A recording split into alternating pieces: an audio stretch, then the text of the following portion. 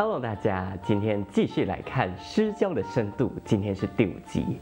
在上一集早川和干爷的顶楼告白之后，我们赶快来看看两个人的关系还会发生什么变化。坦白说，看完上集的预告之后，我有点不妙的预感，毕竟是倒数第5集，可能两个人的关系要跌入谷底了。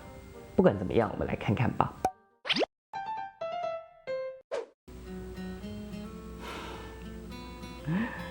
上集结尾没有这样的镜头哈，这是早川的主观视角看着干爷的侧脸，越来越心动。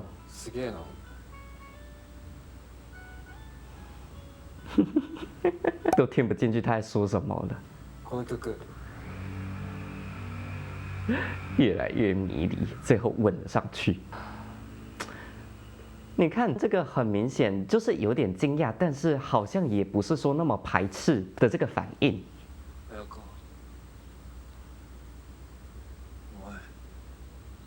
本気で言ってんのか？哦，好可怕哦！本気で言ってる？気持ち悪い。Oh my god！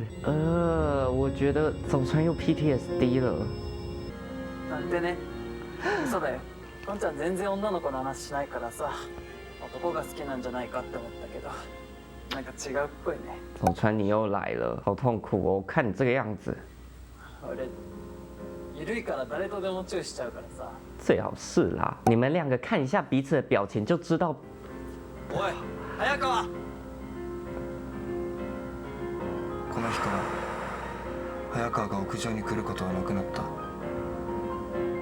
早川不要再逃避了，好不好？这次还是要看干爷继续追求你，继续打破你的心防吗？每次都要这样吗？早川。今度。是不是这一集终于要来演干爷的故事了？授業遅れるよ。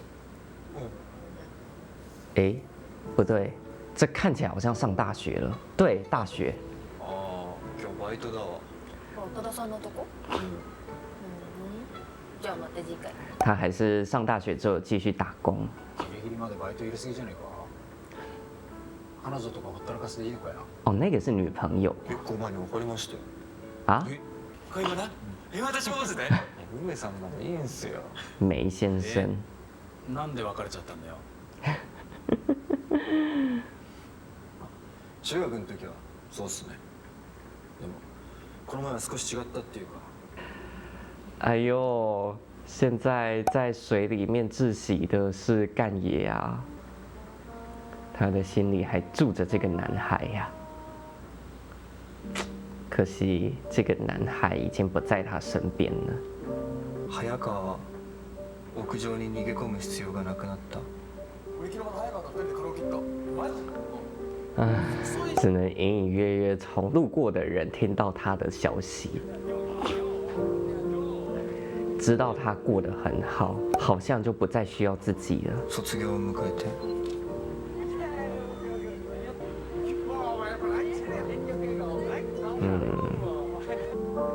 あの顔だけが妙に引っかかったままでいる。这么明媚的男孩子，我也忘不掉，好不好？たくさん飲んでくれよ。今日はお前の失恋お疲れ様会なんだから。フリーなんだったら私とお付き合いしてんね。What？ 塚梅さん、俺じゃないですよ。あら、バレてる。干爷还是一样直接。もしかして梅ちゃん、梅いんの？哎呦，看来这边也有一段心酸的故事哎。そもそも担当直入に聞くけど、梅ちゃん好きなのって男？干爷，你要不要像之前那样直接戳破？どっちでもいいじゃない。素敵な人と出会うたび、私はどっちにでもなる。这算泛性恋吧？哎呦，其实你也是是吧，干爷，你也是泛性恋。すげえっす。やっぱり私たち付き合ってみる。あるかな。実際何パーセントだ？ゼロっす。即答なんだ。干爷很棒，你就是该维持这种性格。風景もいいけどさ、たまには人物でも撮ってみたら。他想拍的人已经不在了。絶えず動く人の心に焦点を当てるのは難しい。でもさ、その分楽しい。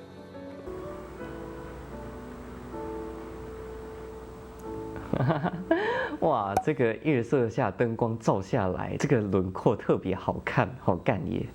インディーズだけど結構人気あるみたいよ。The underwater suggestion 哦。たまには人物でも撮ってみたら。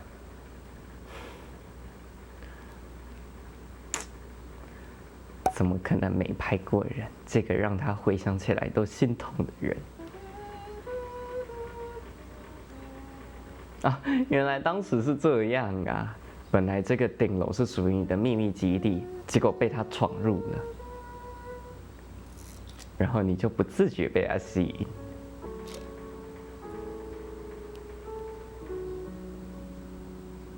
这导演很爱让演员直视镜头吼。这对演员的要求很高哎，那个眼神要很定、很专注。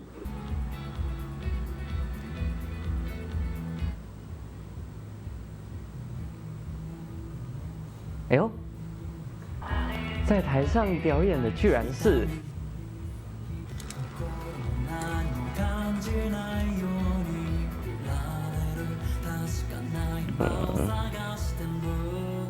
当年的那首歌，现在成了他的代表作了呀！哎呦，哇！第一次看干野这个样子吼，终于又见到这明媚的身影，这明亮的歌声了。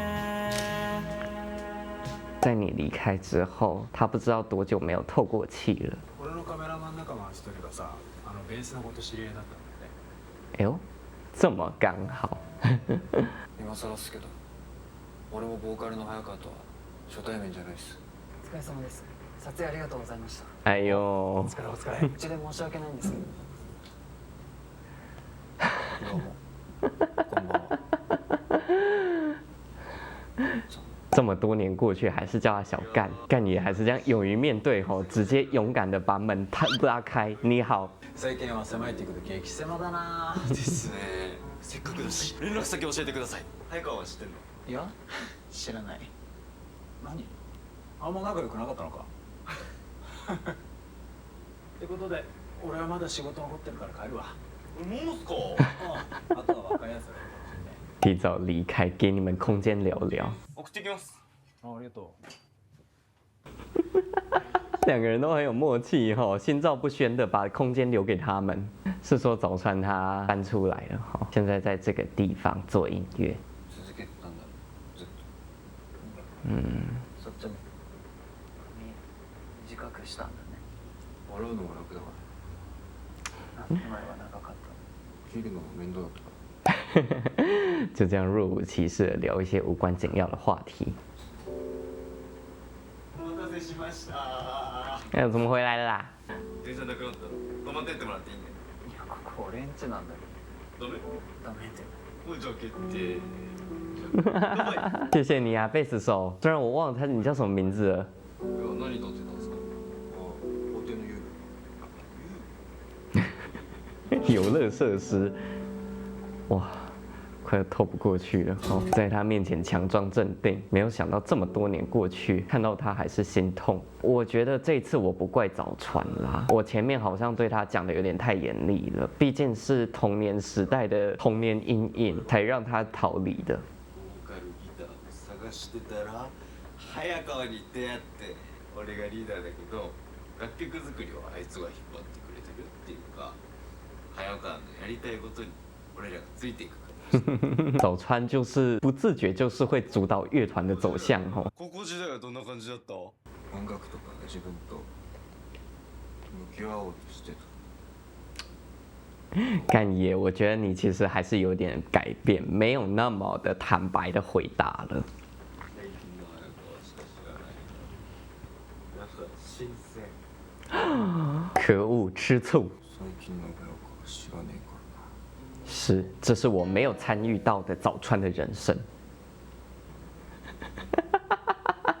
你居然也就这样子厚脸皮的睡下来了。哎呦，起こしたね。ずっと気になってたことがある。干爷也是有些事情只能趁着醉意讲出来。あれは本当に嘘だ。こういう意味でこんちゃんのこと好きだと思う。あの時の俺は嘘じゃなかったら本気で考えてた。你怎么知道人家不会啦？哦哟，急死我了！また会えてよかったよ。哎呦，到头来还是要靠因缘巧合，才能让彼此再见面。可是见面后还没有进展的那么顺啊！哎呦，只能透过社群媒体看看你们的近况哦。そこには知らない早川がいて、あいつの3年間が少し見えた気がした。何笑ってんの今度。別に。この前のバンドのボーカルの子って今度友達だったよね。私あの人ともう一回会いたい。どうしてもまた会いたい。这女的穿着大红衣服要来抢人了。哎呀，必须要经受这么大的刺激，干爷你才会再更积极的行动吗？这一集呀，总算是让我们等到了心心念念的干爷的故事了。但是这跟我之前期待的好像又不太一样。我比较期待的是，我想要了解干爷的背景故事，了解他的人生经历、成长故事、生命故事，知道他是如何在日本那个毒空气社会之下养成这么直率的性格的，然后又是为什么会喜欢上早川的。不过看起来这个短篇剧集是没有要给我们交代的这么清楚了。不过最后一个问题，他为什么会喜欢上早川？这个我好像目前也有答案的，就是没有为什么。是的，没有答案就是这个问题的答案。喜欢一个人，有的时候还真就没有为什么。在点开这集之前，我以为这是一个很心痛的一集，不过还好，导演让他们分离了半集之后，就又重新让他们相遇了。虽然到这一集结束的时候，两个人也都还是谈得不是很顺利，但总归没有让我们待在低潮处太久了。幸好，分开后的两个人貌似都有了一些变化。干也变得感觉说话好像比较吞吞吐吐的，在摄影跟上课之余，就是把自己的打工行程排得满满的，然后跑去跟一个自己不是那么喜欢的女生谈恋爱。其实很明显可以感受到他在逃避一些事情，他想要忘掉那个在高中顶楼遇见的明媚的少年。但是如同我们所知道的，越是想逃离的，就越难以忘怀。于是这一次轮到他沉在水里窒息，透不过气了。而早川在这段时间里，貌似有了蛮大的变化了。他在朋友面前笑得很真心，笑得很明媚。他所热爱的音乐事业呢，也在渐渐上轨道了。可是他真的有比干爷更洒脱、更轻易的忘记当初的那一段邂逅吗？答案很明显是没有的。他重复的唱着当时写给干爷的那首歌，甚至把他们的乐团都取名叫 The Underwater Suggestion。他也还沉在水里呀。其实，在本集开头的时候，我有点气早川，怎么又一次要逃避了？但是后面就觉得我好像对早川太凶了，毕竟小山当时带给他的 PTSD 可能也还没有那么容易解决的。干也就是有点倒霉，讲出了跟小山当年讲出的一模一样的话，让早川那个恐惧又重新复发，才会造成这个早川逃避的事情发生。所以啦，这次不是这两个人的错，只是如果你们两个还忘不了彼此，现在的生活状态觉得不开心，请你们一定要好好的面对这件事情。早川啊，你身边已经没有人会再取笑你了。热爱音乐的你值得被爱，好吗？行，这集就看到这边了，下一集就要大结局了，希望我们可以迎来一个 happy ending。下次见，拜拜。